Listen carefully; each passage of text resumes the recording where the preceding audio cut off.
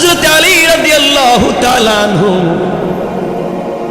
বাজারে গিয়ে খেজুরগুলাকে বিক্রি করে দিলেন। একটা ডালিম কিনলেন, একটা আনার কিনলেন, পকেটে নিলেন। মনে বড় আশা, আহারে আমার স্ত্রী ফাতেমা জীবনে কিছুই চায় নাই, কোনদিন আমার কাছে একটা টাকার কোনো জিনিস চাইল না,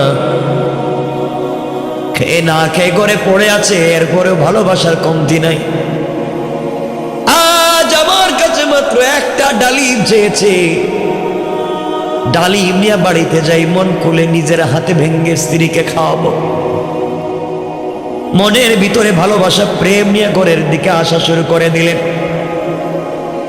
এদিকে আসমানের উপরে আল্লাহর ফেরেশতারা বলা বলে শুরু করে দিলেন। আল্লাহর পয়গম্বরের সাহাবীরা আল্লাহর রাস্তায় শুধু দান খয়রাত করে যায়। একজন ফেরেশতা বললেন, থাকলে দেয়, না থাকলে কে কারে দেয়? ফেরেশতা বলতেছেন, নবীজির সাহাবীদের চরিত্র হলো থাকলেও দেয়, না থাকলেও দেয়। আল্লাহ ডাক দিয়ে বললেন, ফেরেশতারা